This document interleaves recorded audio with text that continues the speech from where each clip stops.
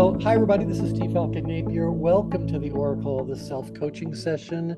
I don't know what number we're up to. I think it might be number 12, something like that. We've got 3 more left in this series. And then I'm going to send you guys a whole new ChangeWorks profile.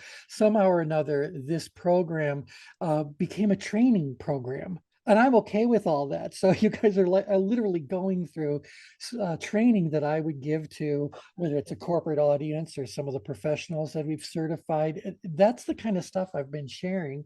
But that was never my intention. And so I've been sharing it in a rather haphazard, random kind of way.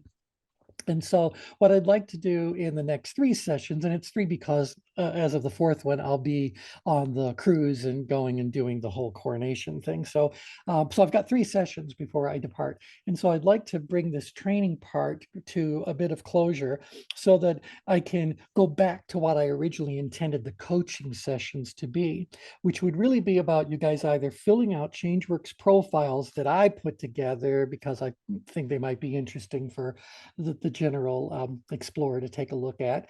But you guys can also create your own ChangeWorks profiles. And so you can come up with your own activity lists and you can put them on the online system and you can answer it and you can see your own results. And so what the coaching is really supposed to be is about helping people to better understand what their oracle of the self is trying to say to them based on what the change grid shows. And I'd like to get back to that. So there's always plenty of more training opportunities, but I'd like you guys to have more opportunity to apply what you're learning to your own situation, because again, it's called the Oracle of the Self. So it's really supposed to be about you. You guys are also all invited to participate in the Circle of Brilliance calls. Those are on Tuesdays and Thursdays at this same time slot. And on that call, we invite anyone and everyone who's interested. So most of them are from the human development industry in one way, shape, or form. A lot of them are ChangeWorks professionals, but not all of them. We also get some people who really aren't in the profession, but just for whatever reason, have got a lot of interest in the material and want to hear more about it, or have some stuff they like to contribute just because of their own life experiences and their own wisdom. So everyone is entitled to do this. So I wanted to bring it up because I want to tell you what the next series of calls are for our webinars are for the Circle of Brilliance. It's time for the circle to apply what they know and what they're learning about, what they're discussing, to more current affairs. Right now, if you look at the world around us and everything that's happening, globally and close to home, you find lots and lots of examples of situations that are triggering tension, movement in the population. And some of that movement is up grid, some of that movement is down grid, some is in grid, some is out grid. So we're watching all of these dynamics unfold in the world as we know it. And so I'm thinking, well, certainly in the Oracle of the Self, it would benefit you guys to be able to know how you respond to events, or even hearing about an event, let alone experiencing the event or whatever, and how you can go about saying, well, while I acknowledge that I'm feeling what I'm feeling, is this the best place for me to understand and take positive action from? And of course, we're all learning in this that you need to move yourself to the center of the change grid so you can really claim your full access to all of your intellect, all of your knowledge, all of your skill, all that kind of stuff, and process it, and then decide whatever it is that you want to do next. But it's the idea about moving yourself to the center of the change grid. So by the time we're done with this training, we'll be talking about PowerPoint maneuvers. These are things that you can do to move yourself to the exact center of the change grid very, very quickly, very, very easily. And that becomes a wonderful practice for people to adopt so that as they become aware of things that are going on, or hearing things about what's going on, or reading stuff or whatever, they can recognize first, I'm having a response to this. Just reading it, just hearing it, just knowing about it, or even hearing other people talk about it or whatever, I know that I'm having a response to what I'm hearing. Now, you need to be able to recognize where that response is putting you on the change grid. So is your immediate response one of great reactivity, which we'd find upgrid? Is it awakening the warrior within you, which is more of an outgrid kind of thing? Are you kind of going, ugh, this again, which is more of a downgrid kind of response? Or are you kind of in-grid that just says, you know, I this is beyond me. This is not, I just want to keep my life quiet and simple. And so they kind of, um, they're not so much putting their head in the sand, although they may be, but they're just kind of going like, I accept the fact that things are happening in my world and I can do nothing about them at my level in my individual place. That's their belief. Whether it's true or not is for another discussion another time. And for whatever reason, they've withdrawn, they've moved themselves, they're trying to simplify their life by moving things further and further in grid.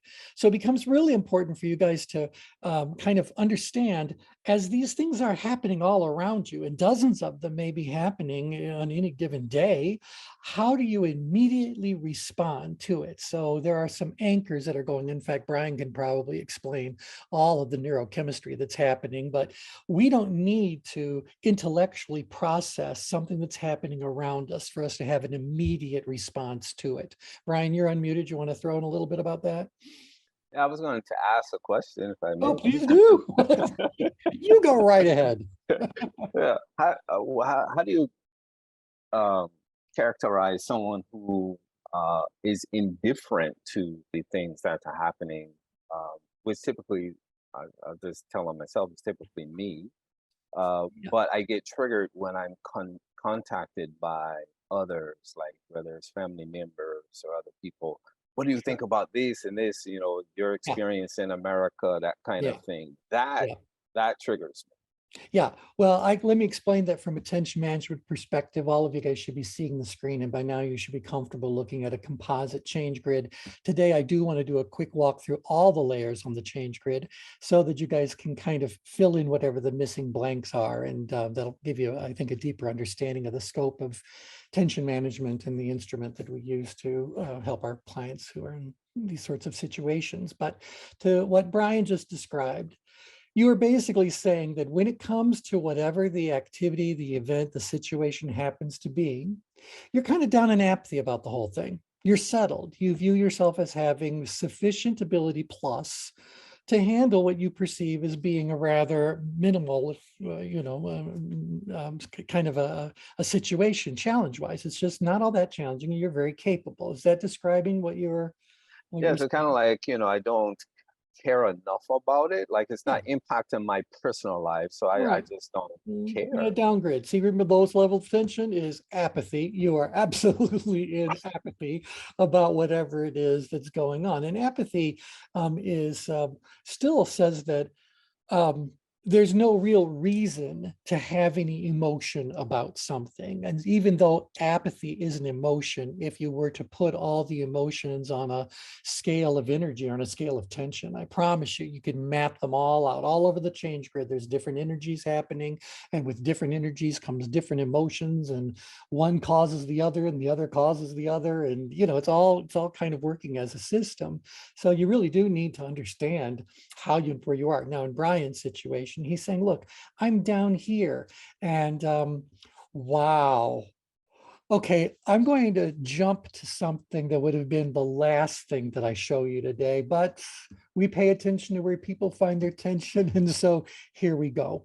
um, the most advanced reference guide that we have in the world of tension management is what we call the comprehensive adjective map.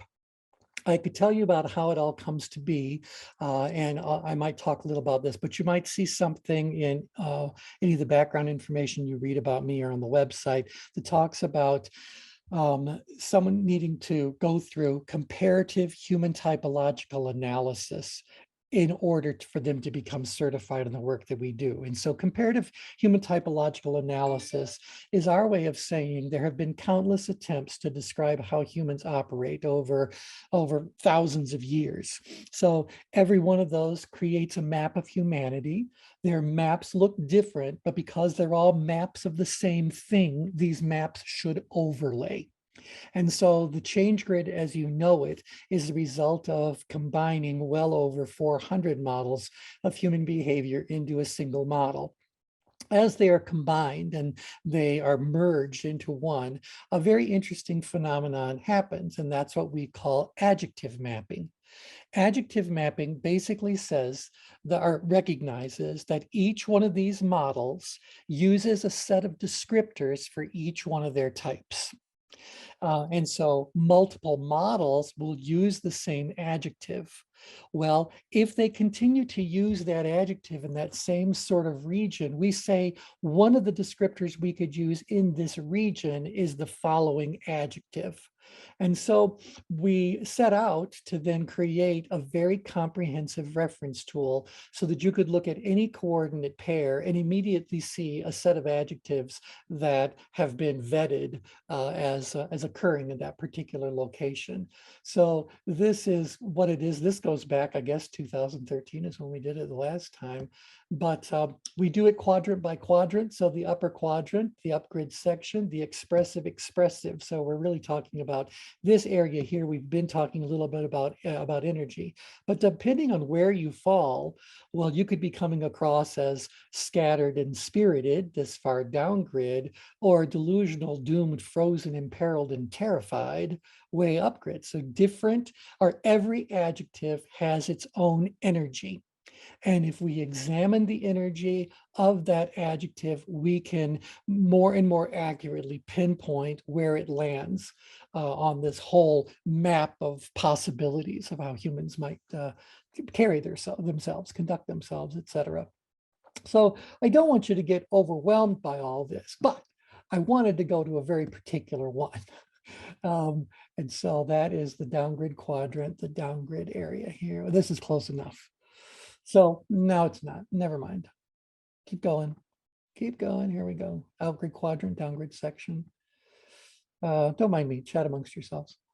I'll get there sooner or later. Okay, fine. Here we are. So you can't see all of it. I guess that'd be the next one. One moment. No, downward quadrant. Okay, so all this to say, Brian has described himself as being this far downgrid. So when it comes to that particular issue that people bother about, he comes across as being aloof, apathetic, but not this far downgrid. He's not moody or negative, maybe a little moody, but maybe a little remote, but he's not oblivious. He's not unavailable. You look up here a little bit, he's comfortable. Over here, he might be reserved. You know, these are the words. We'd have to figure out exactly where he fits in terms of his perceptions, but you get the general vibe of what's going on down here. And so I want all of you to put yourself in a situation where that's how you're feeling. It's just kind of like, this is no big deal. I can definitely handle it. It's not very difficult. I'm rather aloof, remote about it, lackluster. In Maybe fact, that's the exact word who that knew that my map is accurate? that's the exact word. I had to come back, I had to rush back to Central America because one of our teams actually just went off the rails. Yeah. And so I had to put everything back together. And so I'm here now back in Central America, and then people are like, well, why are you just like it? You don't care. I said, um, I've started 2, 3 businesses that some failed. I think I can put the pieces back together, but why do I need to be emotional about it? That's not how I respond in general. There's not much that really gets to me in that way. I just Yeah. simply know to pick up the broken pieces and move on. But people are Mhm. like wanting me to be this. Right, but you either have learned to do that, Yeah, or organically it's how you're wired I think I'm just around wired certain that things. way. Yeah, I'm because just I yeah. don't understand the vast majority of emotions that people display around me. I feel that most of the emotions I encounter feel so optional. And they really don't help the person to get clarity around what's going on. But nevertheless, in the work that we do every day, we need to help people who are experiencing those emotions to handle those emotions and hopefully use them in the way that emotion is intended to be used. But if it's not helping them, then try to help them find a better place on the change grid and then move them there so they can look at it a different way, which gets to the second part of what you said. So you said then people come along and they want you to do something, fix something, say something, whatever, right? Yes. Want you to suddenly get involved. Now, you guys can imagine that what's happening there is you've got to ask ourselves, do you think that Brian has decided to come up grid and be cool and composed and loose and then go to another healthy section, another healthy section, but sooner or later he's so far up grid that he's in this total stressed out, I'm not jumping around anymore, he's in this whole stressed out place. He doesn't go from being in this apathy state about the situation itself to being in this stress state because someone has disrupted his, I've always described it as being someone harshing my mellow. So, his mellow has been seriously harshed and there he is up grid. Now, Yeah. the question I have for all of you, and again, this is where it gets into, this is where we're going to end up today. And here we jump around, that's okay. He's on the dark side of the change grid. So when you are in any of the danger zones, the other 4 danger zones are physical neighbors. So the other 3 zones are physical neighbors. All 4 of them are physical neighbors to one another. And so let me kind of conceptually explain this to you guys so you can really see how it's all going on. If you were to, in your mind's eye, imagine for a moment you printing out a comprehensive, or rather a change grid, a full change grid on a piece of fabric. And then you take that square of fabric and you drape it on top of a ball. You would then be able to take those 4 furthest points away, those 4 powerless points in the 4 danger zones. You'd be able to pull them around the ball until they actually touched one another and overlapped one another. And that's what you're looking at here. If we stand behind the change grid for a moment, again, do this in your mind's eye, you reach way up and you grab the highest point of up grid and pull it down towards you until that powerless point is right here in the middle. And then take out grid and fold it in, take down grid, fold it up, and take in grid and fold it out. Those 4 danger zones are shown right here on the change grid. And so for you to move from where Brian started, which was again down here, he's in the down grid danger zone. That's this bottom wedge right here, aloof, apathetic, lethargic about it, whatever. This is where he's at. This is where he's at. Suddenly someone comes along, harshes his mellow. I assure you, he jumps up to feeling angry, Mhm. distracted from what's going on. What other word might be happy? Threatened by whatever just happened to you. He didn't go through power on the way. Mm-mm. He jumped. We call this dancing on the barrier. So when the 4 powerless points come together and all of these danger zones become neighbors, you get to see a whole different set of dynamics in tension management that cannot be understood thinking of the change grid as a exclusively 2-dimensional diagram. So if I'm just looking at a regular old change grid, and I could click on one, but you guys should be able to see it in your head right now. It's flat, and these 4 danger zones are as far apart as things can get. And the worst case scenario, 0, 0, 0, 12, 12, 12, 12, 0, those extremes, we go, these are so far apart. How do you get then from someone being very far out grid to presenting themselves as being very far in grid. So we'll talk a little bit about this dynamic, but it's, I guess I'm doing this in the Oracle itself because I wanted you guys to see that there is a full set of reference tools that allow us to really pinpoint where someone is on the grid and what area of the change grid might serve them better. So anywho, so yeah. So that's the issue. So now in order to help Brian, we have to recognize that he is not really up in stress. What he really is experiencing, all right, brace yourselves, apparent stress. Apparent stress is really the deepest form of apathy there is. You are so apathetic about it that you may display yourself, behave in the moment in a very upgrade way. And so there's something very paradoxical that's going on. You look like you're in power, or in apathy, or you sound like you're down in apathy, but the things that you're saying and some of the movements, I'm seeing some stress that's going on. So apparent stress is actually profound apathy. How is that possible?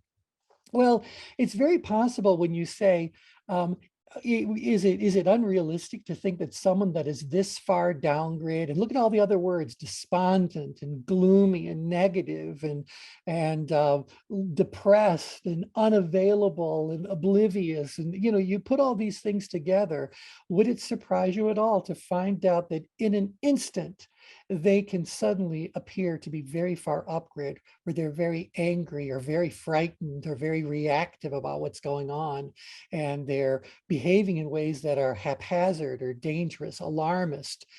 They come across as threatened, maybe flaky. You look at these words. Is it possible, do you think, for someone to go from this state to this state without traveling through the center of the change grid? Are these Absolutely. paradoxes real? Absolutely. I know what triggered me is that, I'm conditioned to be a certain way so I don't get uh, uh, uh, disturbed by many things.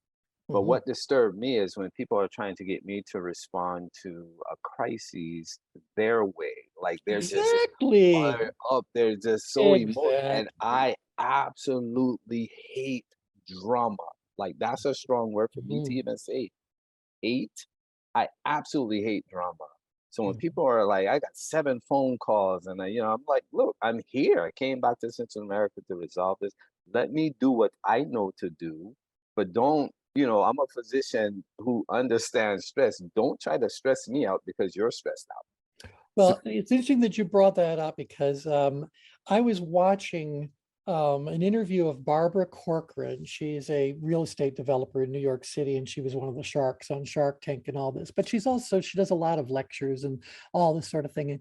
And one of the things that she talks about is negativity. And mhm, that, and her particular viewpoint as a business owner is that the number one reason why someone should be fired is because they're negative. mm, So it's not about job performance so much. If you're giving it a try, she'll give you more room. But if you're negative, she's going to get rid of you. And the reason why she's going to get rid of you is because negativity can't live alone. So no, it's, it it's wants quite someone to talk, infectious. right? It wants someone to talk to them. It wants to be commiserated with, and so anytime you have one negative employee, you are watching others Yeah. form as well. And when it comes to business, that's fine. Whatever's going on in the world, and you might have some negative thoughts, feelings around it. Well, that's okay. Why is this happening at work? And so that's her whole idea. She doesn't want people to be negative because it damages productivity and energy levels and all that sort of stuff.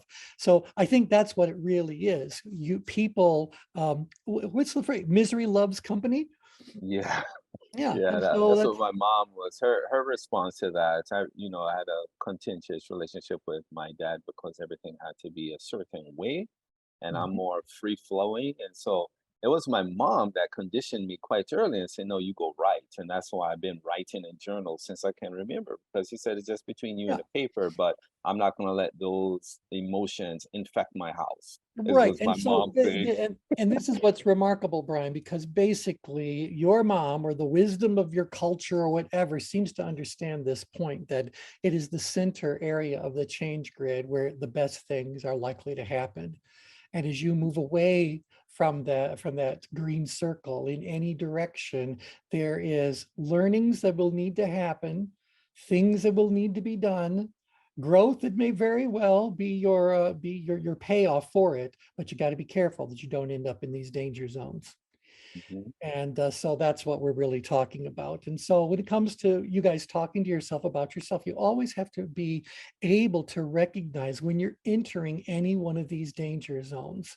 And if you are there, you recognize that, move yourself to the center. We'll talk about those PowerPoint maneuvers to help everybody just get there whenever they want. You all have your own set of them. It's not like there's a one universal set, but each person has their own unique set of PowerPoint maneuvers, things that you know that no matter how upset you are, how chaotic it is, how low energy you might be feeling, you know that if you can just get yourself to go out there and just do this one thing or practice this one little ritual that you have or whatever it is, this one thing, you will suddenly find yourself moved into a centered place. And from that centered place, you can then look at the world in a very different way. Maybe it's because you're listening to certain music. Maybe it's because you're going out there and doing something in nature. Maybe it's a way you're just getting yourself in motion or whatever. But everybody has many, many, many PowerPoint maneuvers that they've developed over the course of their lifetime that they can use to move themselves to a healthier spot on the change grid instantly. The problem is that the further away you are from the center of the change grid, the more and more and more you forget that you can do that. So while these PowerPoint maneuvers are always available to you, that doesn't mean that you can always see them, tap into them, etc. Thoughts about that? So T, when I think about our conversation around the human energy field, that's where that spiritual, as it refers to, the PowerPoint would reside. And it's almost as if it is a reset button to your point about being outside of that, Yeah, all the chaos that's going on in our life, the things that we're dealing with, both at work and at home, just all of that activity can, absolutely. as you say, pull us away from that. And if we can get back to that center point of understanding the why and the purpose for what we do, it serves as a reset button. Absolutely. Yeah. And again, Yeah. look at the way that the change grid is depicted. When we are, we do a lot of training around the exact center of the change grid and what happens there, but that's more when we're talking about spiritual development, being able to really detach, being able to do our work as cleanly as we can. So, I mean, that's the ideal, but, we live, how do we put this? Um, We'd like our life to be what happens inside of the green circle, but life really happens between the green and the red. Between the green and the red, there is some issue that you are either actively pursuing, fully engaged in, or you are stressed out about, or you're pulling back or whatever. So life is lived between the green and the red, and that consumes energy and resources. And so sooner or later, as your energy and your other resources become more and more depleted, you have to go, it's time for me to recenter. If I'm a Roomba vacuum, I know when I need to go back to my charging station. So, Mhm. this is what you got to get back there, because if you get pulled into the tide or the flow, the energy of these extremes. Remember I said that there's always energies are influencing other energies or other people trying to influence you. And so you have to be very careful that you don't get pulled in to the danger zones, because if you do, well, now good luck. In the moment, at least, getting back to your centered place. You get pulled in, you stay pulled in for a while, and then maybe, just maybe, you can chill enough, relax enough. Maybe sleep will reset you, but you got to get reset. Thoughts about that? Yeah, that's why I think what Tim just described is so vital in terms of this idea of personal sustainability. Yeah. right?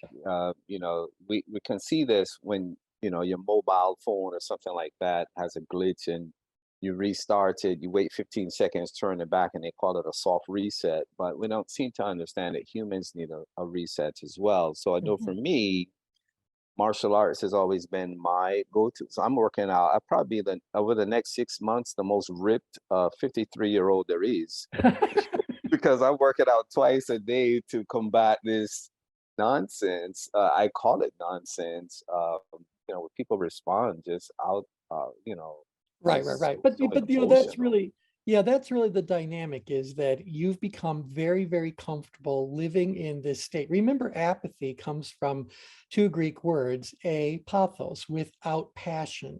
And so the passions were all the emotions that kind of intensified the human experience. And so anger was a passion, and lust was a passion, and pride was a passion if it became arrogance. And so these passions were what the Stoics felt were really damaging the health of civilization, the forward movement of civilization. So the Stoics just said, whatever these emotions are, we have them for a specific reason, and we should reserve their use only for those specific reasons.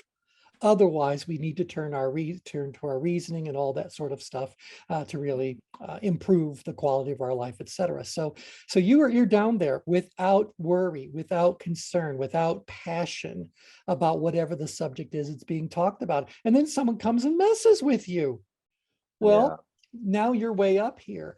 So the question is, if you were my client, what would I want to do for you? Is I would want to say to you that this is not about the other people. This is about you having your own consultation with your own oracle of the self, for you to better really understand and own that truth about yourself, and then make a conscious decision or do a conscious assessment. Is it serving you well or not serving you well? And in those situations where not serving you well, what can you do to move yourself to a better place? And my Yeah. recommendation would be, you need to do your PowerPoint maneuvers.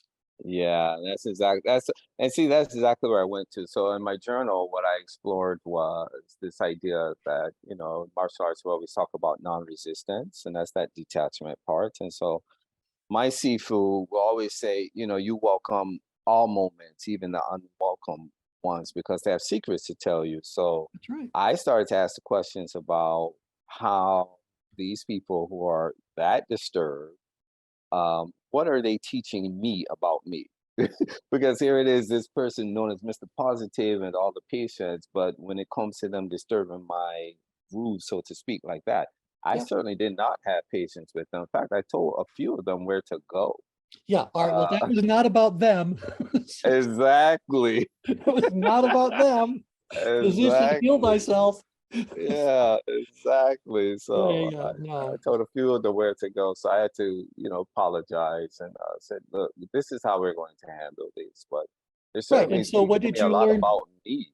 Yeah, well, and so you learned that you either need to find a better way to cope with this situation, because it will recur again and again, or you need to get out of that situation and just say, the best way for me to not have my mellow harshed is to go to a place where it's impossible for a mellow to become harshed. Are you going to retreat that far into some idyllic life? And for how long will that idyllic life actually feel idyllic before you feel trapped in a velvet prison again? Yeah, yeah. I So think we we need gotta, to hire someone else to handle those kinds of things because I remember on startup teams when I was on them, I don't do well with those so-called type A personalities. Those people, I just can't bear it. I call them energy vampires. And again, it's not necessarily about them. To your point, it's about me, but I just don't like being around people like that at all. Like, yeah, I, sure, I don't I sure. don't roll Yeah, over. Edie wants to share something with you. Yeah, Edie, you're unmuted. Go right ahead. At Are least you, you're unmuted on our end of things. Yeah. are you Oh, sure it's Edie and not us? yeah. Well, no, because you guys all, we hear you just fine. We hear Brian fine, but Edie, We, you're, we just unmuted. yeah. So Edie, you might need to find your little mute thing, because I've got you already unmuted. Or you can type over whatever you want to type and I'll share it with everyone. So whatever you want to do, but yeah. I had a question. Yes, please. There are people who live on, they're like adrenaline junkies, and they like being upgrid. They like being outgrid. They like being Sure. excited by things and crisis oriented. Yeah. And is that the type of person that I can't remember the gentleman who was just speaking? Is that what he's talking about? People who are that excitable or always some crisis in their lives, always calling and freaked out. Mm-hmm. Yeah. And other stories Brian has shared. Brian has a lot of sisters. I'm sorry, Brian. No, and apparently, Yeah, me too. yeah. So, but at any rate, the conversations do get quite energized. The truth is that every one of us. Oh, Edie, you're unmuted on a different line. Oh, good. Well, I don't want to interrupt, but Brian, when you were saying that, I just had the need to explain the psychology behind it. And years ago, there were books like Knots and Crazy Making. And what it is that when you stay calm, you're in control. The other person is out of control. And the calmer you are, the more psychotic they feel. Exactly. And so I just wanted you to know the dynamics of what's going on there before you leave it all. But that is the dynamic. Yeah, if someone is explaining anything to you in a very angry kind of way and you don't respond by emulating or rather replicating some degree of that anger, they're going to get angrier because obviously you don't get it or you don't agree with them or you're just inherently stupid or whatever, but it's not. Well, and that gets into a lot of domestic violence because if you came from a situation, let's say that your father was abusive or could be mother, and then what I see is that you will perpetrate that in your spouse. Yes. That and when they stay calm and they don't react like that, you'll just keep pressing buttons. And then the other thing is, Brian, is that when you don't react and go out of control like they do, first of all, you're making them feel like they're the crazy one, and they are. But the other thing is, I forgot it. You're not okay. It's not only that, but wait, while you're in control, dang, I forgot what I was going to say. It'll come back. It'll always. Yeah. But yeah, the dynamics of that. They don't feel you're caring. So when you don't act as crazy as they do, that you seem like you're in such apathy. So if they're all upset and you're not, you don't care. That's you get blamed for that. Yeah, you're exactly right, because you have to think about what are the characteristics of someone who's up in stress and high stress. Yeah. So we know that they're already experiencing some level of anger, grief, fear, shame, or some combination of those four. And if they're not, they're trying to grab control, and if they can't get more control, they're going to just further exercise whatever emotional state they happen to be in. Remember, we said that these emotions feed upon themselves and further distort reality. Right. So yeah. Yep. Well, isn't this just another feel good kind of Hey, T. Yeah, go ahead. So this reminds me of a book that I just finished about conversational capacity. And he looks at the PowerPoint as more like the sweet spot and the importance of paying attention to those triggers that are consistently trying to pull us out of that sweet spot. And the more outgrid it goes, that's satisfying a need to win. And then the more in-grid it goes, that's people tend to have a need to minimize, just to try to soften or reduce the tension in those situations. But it's about staying in that sweet spot, staying in that power zone by paying attention to those triggers that would cause you to move outward. Yes. And again, this is the oracle of the self. When we have this conversation with the circle, we kind of look at a whole bunch of other things that might be going on, but how does this apply to an individual trying to have a better relationship with themselves? To really have, that's what this is all about. It's about you talking to you about you. Well, we have to say that awareness is the first step. You have to be aware if you're in a danger zone. And before you end up on the dark side, jumping from one set of adjectives in a danger zone to any of its neighbors, it's really important for you to say, or I could just do my PowerPoint maneuvers and get myself out of the state in a flash. So again, I think that's the whole thing. Otherwise, we're going to do what you guys have been describing. We're going to linger in whatever state we happen to be in, up, down, in, or out. And if we continue to get push until we hit that spot right there in the middle, we can suddenly start displaying any of the other ones that are around us. So this is why, and I think we talked about this on another call. Let me just kind of zoom in here a little bit. By the way, do you guys want a copy of this? Yes. Okay, let me just, I don't know if it's too big to chat over, but let's go ahead and give it a little try here. That's it. Yeah, adjective map handout. Let's see if that'll go. Oh, it did. It's a big one. Oh, it's going to take a while to upload, and it's going to take you guys a little while to download it, but nevertheless, it's up there. And I'll also throw the dark side little map up there. That's a small one. That should be 2.5 of a jiffy. Okay, anywho, so those are on their way. If you look at this, remember I said interesting to me too about this. Do tell. What's interesting to me about this is, you know, this never happens in the moment. Like you think about, oh yeah, PowerPoint, or you, so you know, paying attention to, like, I'm quite keen on the energy perspective, and so, but it wasn't until it was like almost too late that, you know, I had to come back afterwards and like calm myself down and that kind of thing. So it's like almost like in the moment, particularly when you're busy, you know, you're almost like forget that, okay, yeah, you can control this here, especially if you're understanding that what your trigger points are. Absolutely. And I know I can feel it like right in the back of my neck, like it gets heavy, like something weight is on my shoulder that other people are dumping on me. I call it social dumping. And that's a trigger to, okay, yeah, you need to take control over this straight away. Yep. But sometimes I think for me, at least, that's missed in a moment. Well, it gets missed in the moment. But you know what, Brian, then you have to move. Yeah, and what you have to do is move them from the emotional brain into what you do so well in terms of rational thinking and critical thinking, by asking them questions so that they start regaining their sense of control, and they don't have to point fingers at you as being the crazy one because you don't care. Do you know what I mean?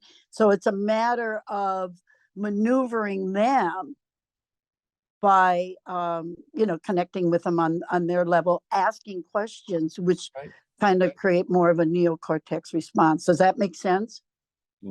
Yeah, absolutely. I was more like what I need to do, so that. Well, I'm going to jump right in and help you. So, because what Edie was just describing is you doing a buffalo maneuver. And so you just need to, and this is for everybody. Anytime you're feeling out of sorts, if the next thing that happens in your head is you just saying, "Isn't that interesting? Isn't that interesting? Why am I feeling this way?" You know, that question alone requires your cortex to get involved. This is a question that is more for your you know, a cerebral sort of a response more than an emotional kind of a response. And interestingly enough, you can move into that other section of your brain literally instantly just by asking yourself those few little questions. How very interesting. Why am I here? How very interesting. Why am I feeling that way? How very interesting. Why are they feeling that way? And then to Edie's point, you could then turn it into a question. If you are recognizing this is happening in another person, you could just say to them, instead of leave me alone, you could just say, well, this is very interesting. Tell me about why you need this right now, because you know they're in an emotional kind of a state. Well, instead of allowing them to simply continue emoting, instead ask them a question that requires them to engage their cerebral cortex to answer it. And so, got it good? Yeah. Can I give us a little example? Sure. Last night I woke up at 3 o'clock in the morning and could not go back to sleep because everything was running through my head. So after thought, I just kept saying, that's interesting. Why am I thinking that? Next thought. That's interesting. Why am I thinking that? I mean, there was just barraging me with all these things. I just wanted to go back to sleep. Yeah, that's the problem. You wake up in the middle of the night and your brain finds itself in power. Anywhere along from mid-grid to out-grid, your brain is here. Well, your brain already got up. So, you might as well, because otherwise you're just going to lay there being frustrated. But as you did, you started to ask yourself questions that pulled the emotion out of it. And then maybe that was enough for you to relax enough to go back to sleep. No one can sleep up grid. This isn't a place where anybody sleeps. Nobody sleeps in power. You got to be down Linda, in apathy. Yeah. Linda, I want to share with you what I do. You literally have to, well, I got this from, I don't know where I got the idea from, but I tried it and it worked. You get up and you walk around the house. You don't turn any lights on. You get up and you walk around the house. Yeah, you can look outside, do whatever you want, but you literally have to get out of bed. Yep. And then, just somehow it just dissipates while you're looking at other things. I look out the front window, I go check out the patio, and then I go back to bed. And usually I can go back to sleep. So Yeah. it's interrupting that. Exactly. Got to get out of the pattern. So That train of thought. yeah, I forget. Thanks, Susan. We had a ChangeWorks professional who specialized in, what do they call it? Sleep hygiene, something like that, and really talked a lot about people who had disturbed sleeping patterns or whatever. And one of the things that they said over and over again is that you have to get out of bed so that you don't anchor insomnia to the bed itself. That you really want to know that the moment you're not sleeping, you get out of that bed, because you want your brain to never forget that the bed is a place where you sleep. Yeah, put your other thoughts aside for a second. All right, so a couple of things I just want to kind of bring home for you guys as we're looking at this. You have to be able to move to the center of the change grid, because that's how you detach from what's going on. So let's say X happens. X triggers a response in you, and that response you decide in that instant is not necessary or is not useful to you, and so you decide to move something in. And by the way, why I keep saying that is because every one of these emotions exist, in Brian's words, to get you moving. Sometimes that is absolutely necessary for you to survive. And so if I'm way up grid because I heard a bear growl, I don't want to suddenly go, how very interesting. Why would I be feeling that way? I want to go like, no, the emotion is legit. Respond accordingly. You know what I'm saying? It's like, we need that. I don't want to die because I decided to try to take a logical approach. So, yeah. So it's a real thing. It's when you go like, you know what, I'm feeling this really up grid or out grid or down grid or in grid kind of an emotion. It's not serving me well. It's not bringing more joy to my day. It's not helping me get more productive or to be more zen or whatever it is. It's just messing with me. Well, then you need to decide that you do your PowerPoint maneuvers in order to get you there. Now that I've talked so much about PowerPoint maneuvers, I guess I should just tell you what they are, help you figure out what they are. Okay, I don't have a slide for it, so everybody kind of listen up. We'll go over it in grand detail some other time, but PowerPoint maneuvers. PowerPoint maneuvers are a set of things that we can do in our mind or physically, for that matter, that will immediately move us to a very centered place where we are feeling detached from whatever it is that's going on around us, so we can observe it, clearly, openly, decide what, if anything, needs to be done. So it moves us to this place of restoration and a place of readiness. That's what's happening in the center of the change grid. So you're not asleep. There's nothing about the center of the change grid that says you're going to, leave Earth as we know it. No, it just says you're going to be in a place of calm readiness.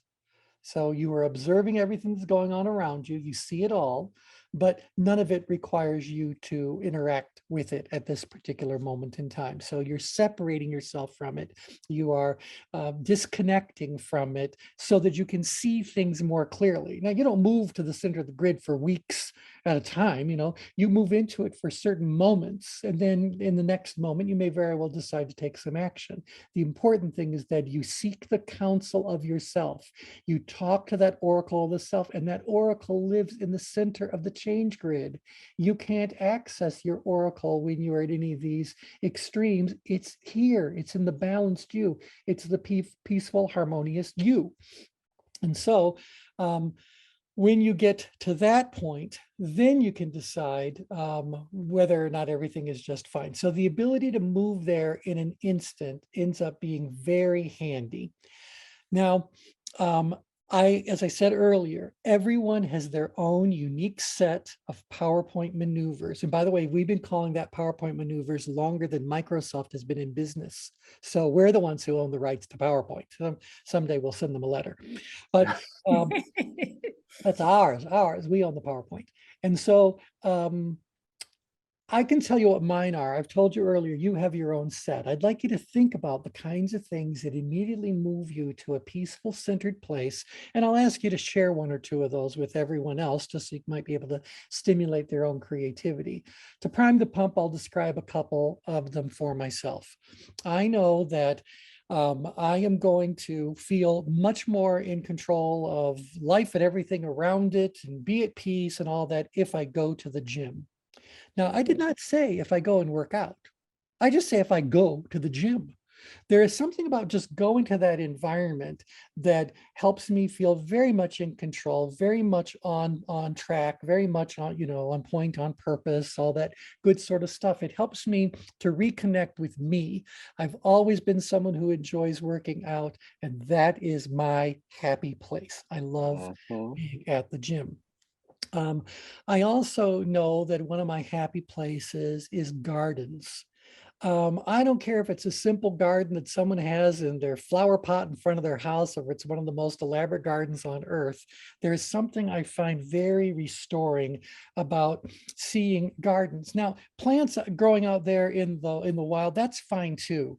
But when I think about people who have taken the time and energy to design and plant out a garden and paint with flowers and create these visual moments, these scenes are what's going on, I find that very restoring. And then I'll give you one more, and that is that if I simply repeat a little phrase in my head over and over, and that phrase is nothing more than all is well. That moves me to a centered place as well. So it's important to have things you can go and do, but a lot of times you have to have a PowerPoint maneuver that you can do in an invisible way. You can do it while you're sitting in that environment where everyone is driving you nuts. You can still do one of your PowerPoint maneuvers to move you to a centered, balanced place where all these irritants around you suddenly become amusing, interesting, good for scientific research. It's detached. So how about you guys? What kind of things do you do to move yourself to a very centered place? Martial arts for me, definitely. All right, martial The arts. ideal of I wake up that way, moving the body, and actually using box breaths, as it's called, to move through each moment, like very slow, very deliberate. That Right. wakes the body up. And so if you're in an breathing- environment where you can't really do the martial art movements, positions, etc., you can always do the breathing. Yep, breathing immediately resets the body. So that definitely helps. That's right. And then the writing is where I have the conversation with me about me. I get to look at my positioning, what role that I play in all of it. So all of that is quite keen, and that's a real conversation because Excellent. So that's actually happening inside of the green circle, where you are now that you have separated yourself from the situation at hand. You're now looking at it in a bit greater detail, and for you, part of that is journaling. What else do you guys do to get yourself centered? Pachelbel's canon in D and where I live. Okay, so Pachelbel's canon in D, great, great, great. And then where you live, Edie lives in a lake setting up in North Carolina, and so it's quite beautiful. Yeah, Quite beautiful, quite serene. Who else? I also use music, especially jazz, because I just get enthralled listening to somebody who has such a command of the instrument and they actually have something interesting to say. Mm-hmm. Just fascinating how they weave melodies and counterpoint. And so as you're able to examine that music, enjoy that music, whatever it is that it kind of threw a wrench into your day, does it just dissolve away, or does it just take on a whole new frame? I don't know what whatever happened before, whatever the day was, I don't know that it exists.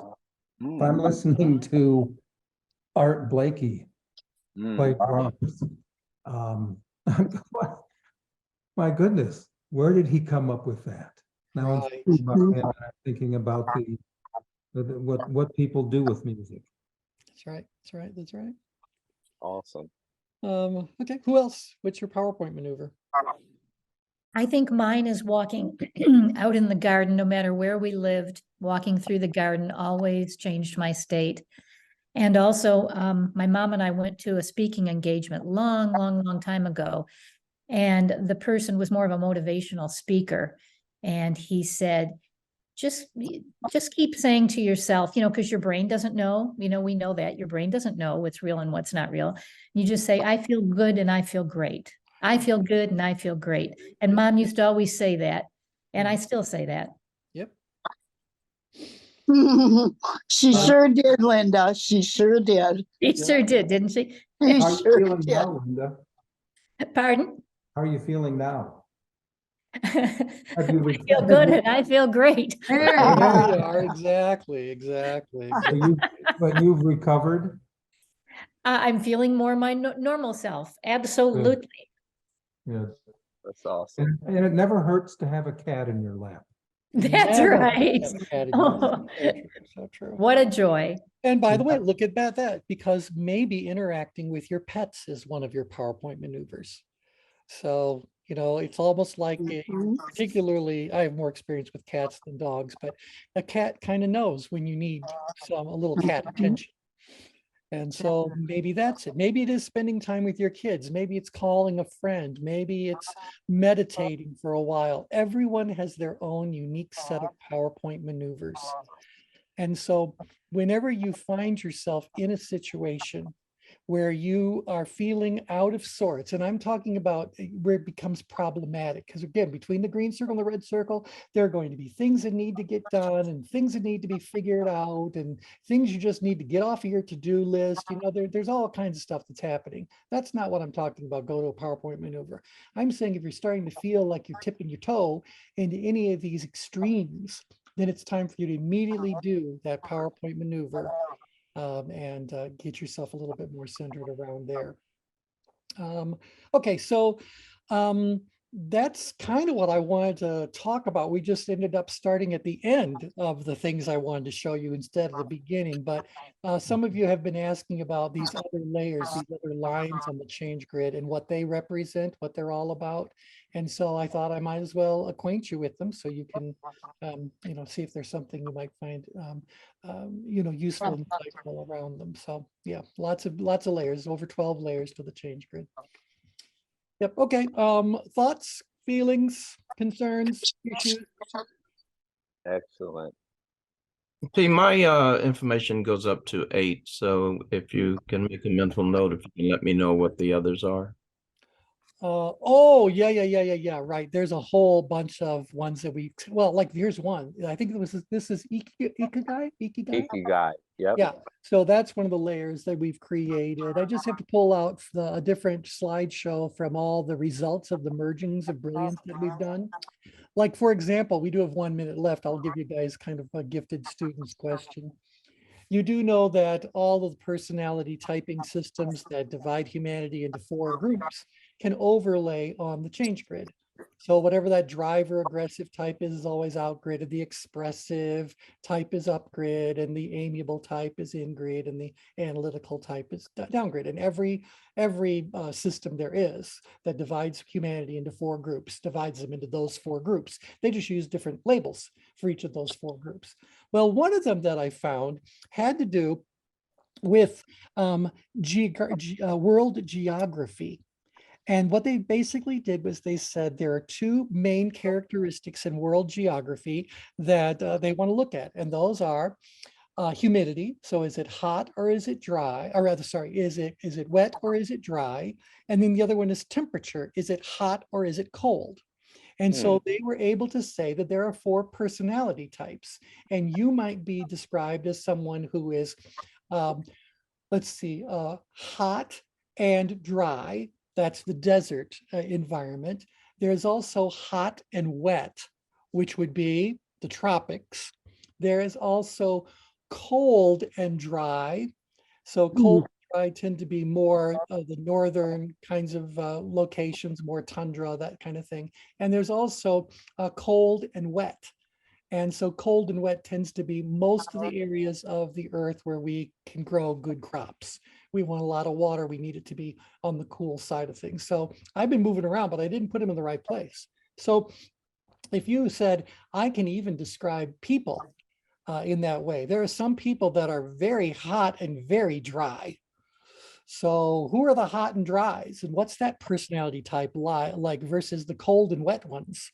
And get the idea? So there's so many models that fall on the same layer that it's interesting. But once in a while, we find a model that needs a different kind of a layer to it. And when we do, we create it and slap it up. So I'll pull out a few more of those, but the most recent was Ikigai. So outgrid, you focus on what you love. Upgrid, it really is more about what is needed.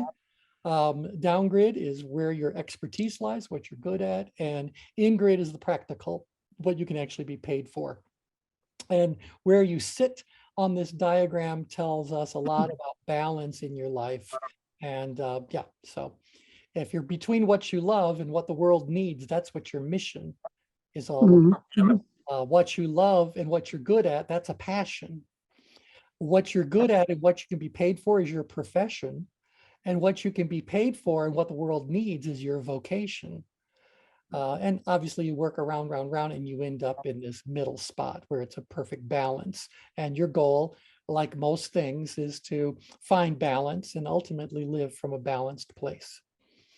So yeah, anyway, so lots and lots of layers. If you guys have the interest to look at them, happy to share them. What was the 4th one, team? Mission, passion, vocation, and what was the other? Profession. Oh, okay. So if you're really good at something and you can get paid for it, that's a good thing to do for a living. So that's where the profession comes from. What you're good at and what you love, that's your passion. It may not be as profitable. A lot of people spend a lot of their time and energy on their passions, but those are not necessarily lucrative for them. What they love and what the world needs, there's a mission that has to be worked on for all that. So it really does resonate with the 8 energies when we looked at that particular map as well. It didn't want to overwhelm anybody, but questions are coming up about what are all these different layers and these different lines that we all see on the composite change grid. So I thought I'd go ahead and share it with you guys. Interesting. Other thoughts, comments? All right, then we will pick up where we left off next time around. So thanks for joining us, everybody. Take care. Bye for now. Thank you. Bye, Thanks. everyone. Bye. Bye. Bye-bye. Bye-bye.